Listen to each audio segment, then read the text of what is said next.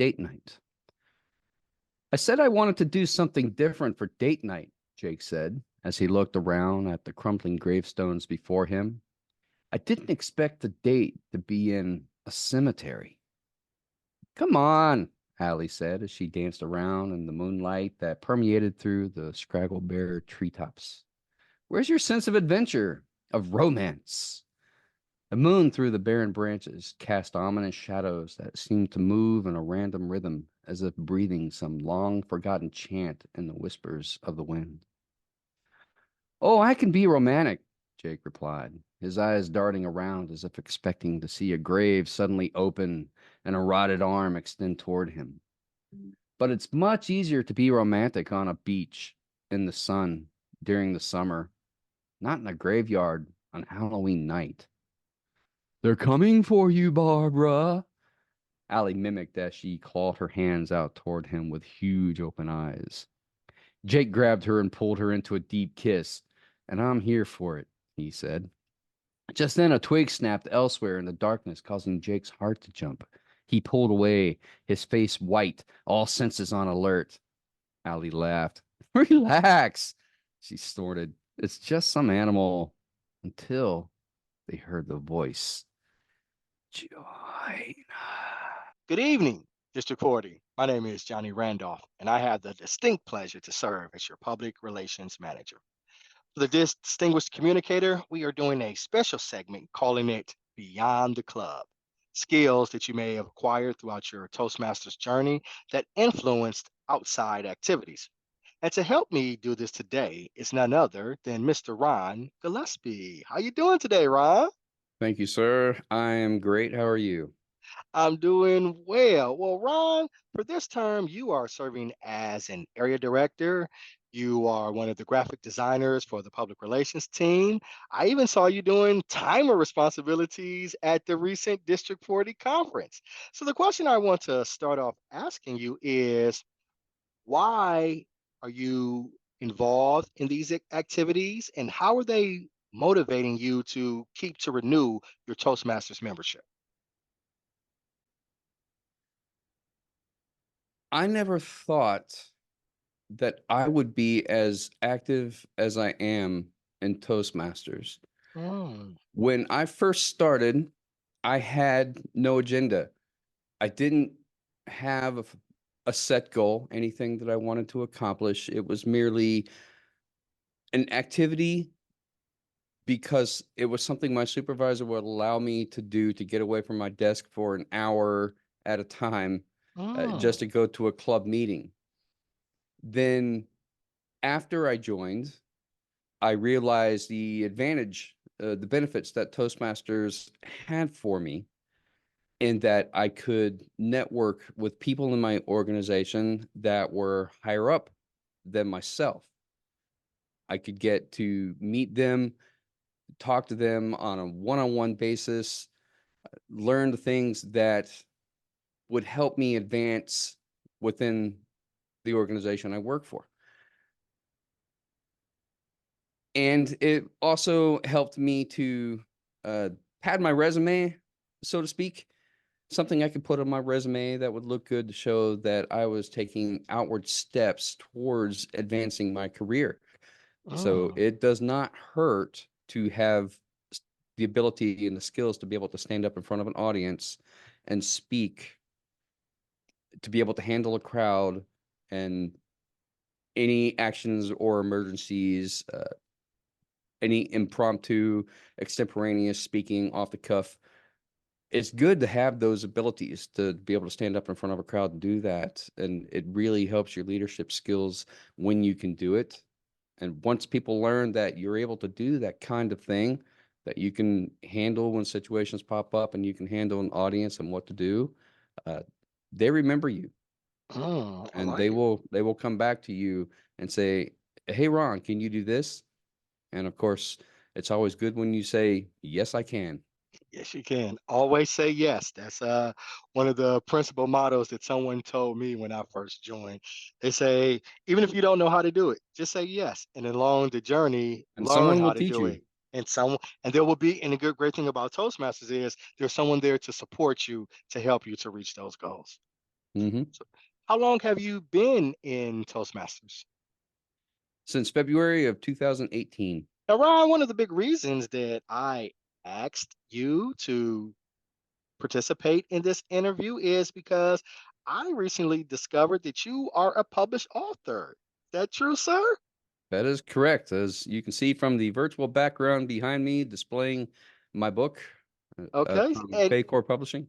okay, tell the people or tell the membership, I should say, what is the name of this book?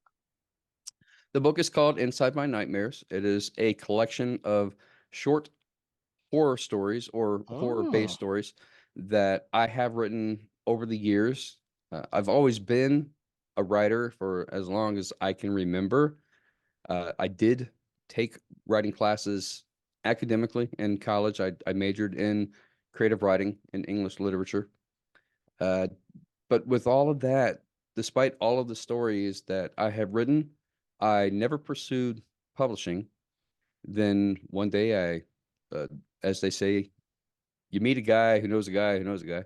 well, I met a guy. before you say that, I want to pause. I'm gonna stop you right here because I want to get to that more in detail to Okay. give you an opportunity to elaborate on that moment. Well, the question that I want to ask is, in Toastmasters, we love stories. We Mm. love people who tell stories. The question then that I want to ask is, how did your participation in Toastmasters influence your storytelling abilities? That's a good question, but I'm wondering if it may be the other way around since I was a Okay. writer first and then Mhm. a Toastmaster. Uh, until I entered Toastmasters, you're unaware of how much storytelling actually goes into speeches, into Mhm. presentations. It's a lot. It's very much story based. Therefore, when I have to give a speech where I include a story, then it's a matter of how would I write this if I were writing it for a book? Okay. Then once I have it written down like I would write it in a book, it's a matter of how can I transfer this into a speech? Okay. Okay. So,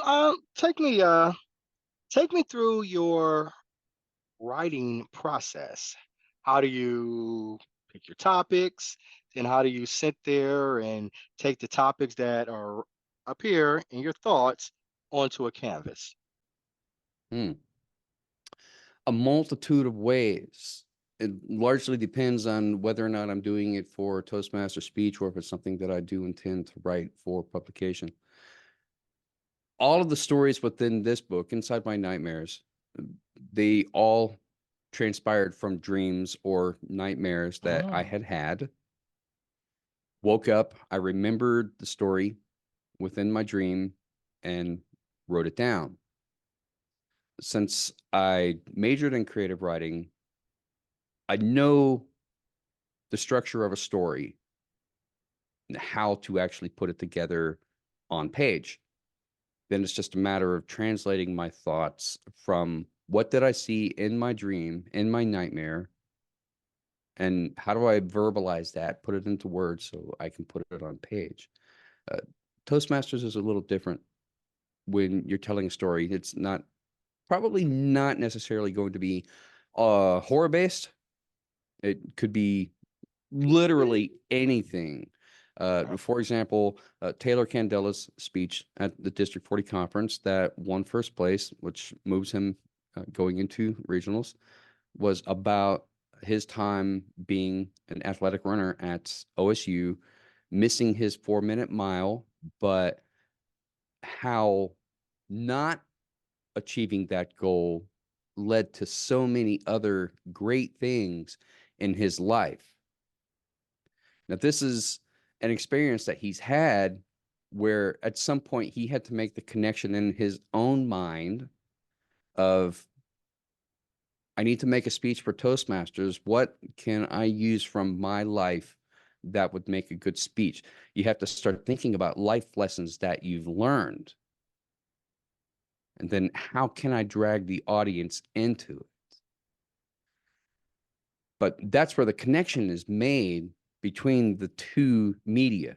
One, when you're writing a book, you're thinking, what words can I use that will draw the audience into what they're reading?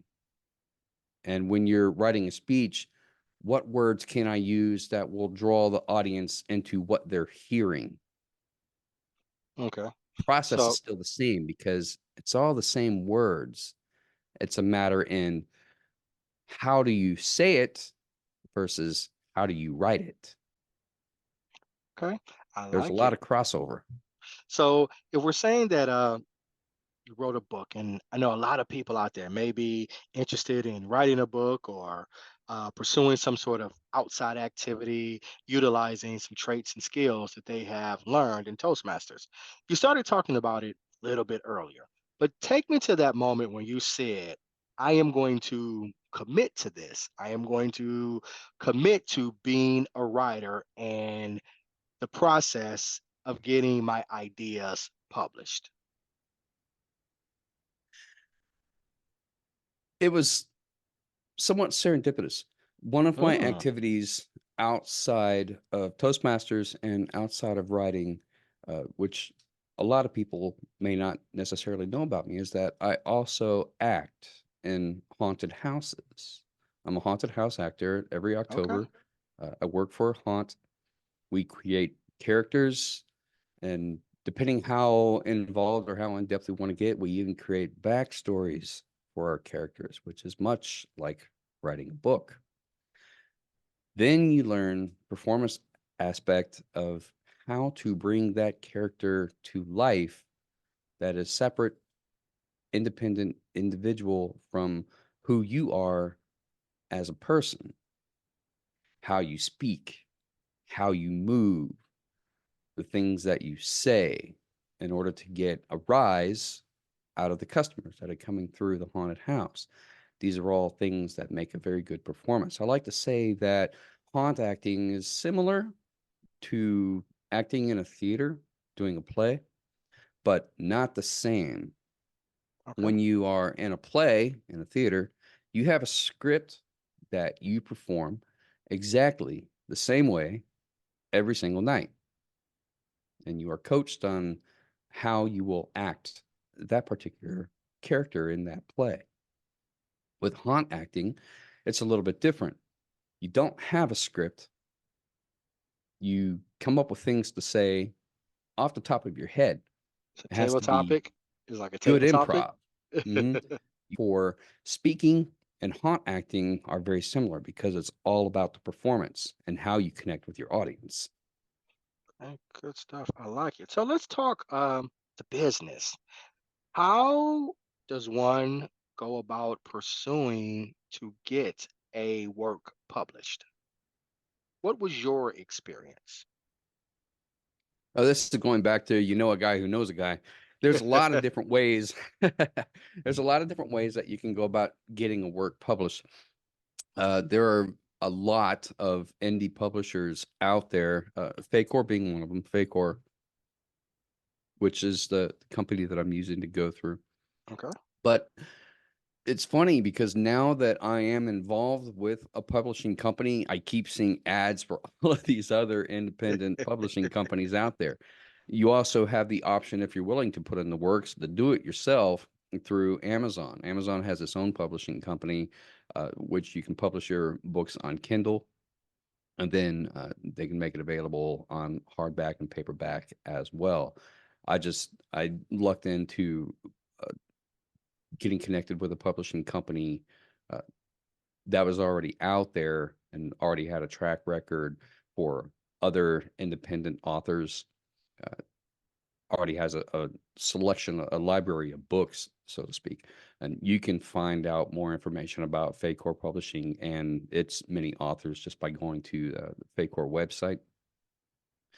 Uh, One of the people that I met who is a fellow haunter, he's also a haunt actor. He works at Hell's Dungeon in Dayton, Ohio. His name is Raz. Since Raz and I are both connected through the haunt industry, I had no idea that Raz was also a published author as well. He has a series of books called Silence is Crimson. So I started speaking to him. He had this idea. He wanted to take people's characters, their haunt characters, take their backstories and write them up into a collection of stories to publish in a book. I have a character of my own that I use for haunting named Buford, who is your typical pig farmer that I do. And I had created a whole backstory for Buford. I always thought it would make a good trauma movie if I could make Buford's backstory into a movie. And I wanted to tell Raz about that to see if he wanted to include it. And he's like, well, you're a writer, do it yourself. And so I'll hook you up with my publisher. And I went, Nice. hmm. Networking.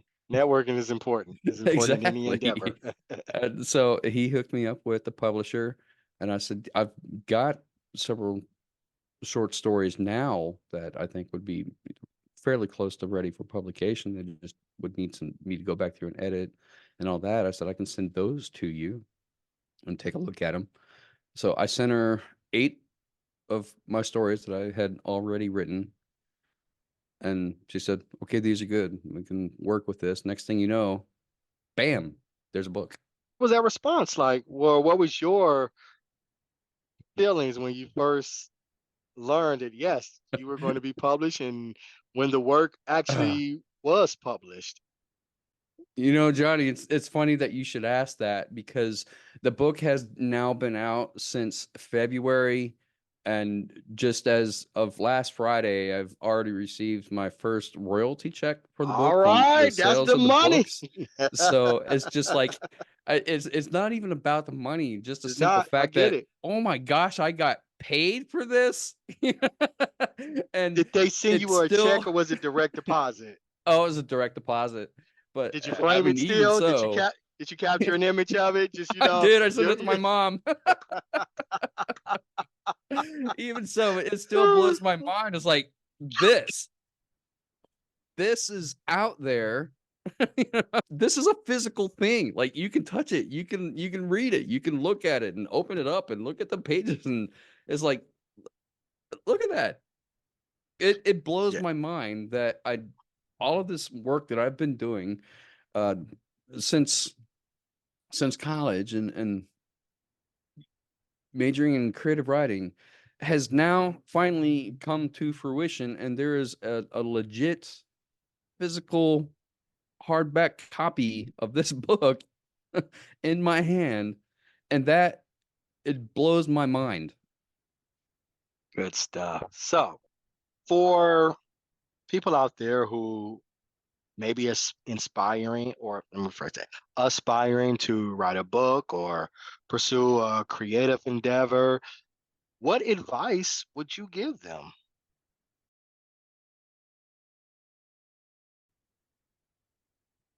That are aspiring to write a book. Mhm. Or some sort of creative endeavor outside of their normal 9 to 5 job, because that's what you've done. You had a nine to Mhm. five, you took a plunge, you put something out there, you succeeded at it. So there may be a lot of people that have some mental blocks, fear, lack of time, those Mhm. things. I'm inquiring from you, from a person who's actually done it. What is some advice that you would give that type of person? I would say anything that you do that you have a passion for, you will do it just because it is a part of you. You can't Mm, stop it because you have a passion for it. You do it without ever seeking recognition for it. You don't ask for recognition. You just do it because it's something that you enjoy, that you have a passion for. Never thinking that at some point someone will take notice. As they say, anything worth doing is worth doing well. all right, I like it. So please tell the people, where can they purchase your book?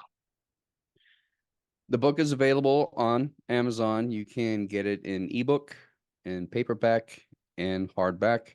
It is also available through Barnes and Noble's catalog. If you go to Barnes and Nobles and look at it, you can find it there as well. Uh, just look it up, Inside My Nightmares by Ronald W Gillespie Jr. on Amazon, and you'll see it. And buy my book. I need the money. No, I'm just no. The money is nice, but it's whether the money is there or not, it's not going to stop me from writing and continuing to publish. Just because for me, it is still a passion, something that I enjoy doing, and if I can leave someone a little bit more scared and cause them to have nightmares, then I've accomplished my goal, and Good. you are very welcome. I like it. I like it. Please give us your socials where people can find you. I do have an author page on Facebook now, Ronald W. Gillespie Jr. dash author, as opposed to my personal page, which is just Ronald W. Gillespie Jr. Uh, on the author page, I put up things that are more related to the writing side of me. The personal page is just connecting with family and friends and things like that. So if you want to follow me and what my writing endeavors and future writing endeavors will entail, then please follow the author page. If you are into martial arts at all, I also have a TikTok at Wolf Dojo, WULFDOJO, where I put up martial arts content. As martial arts is my second job, so to speak, what I do on the side. I am a professional martial arts instructor also by training.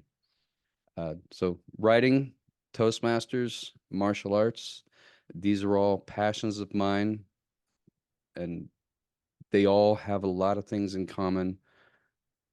They all interplay with each other.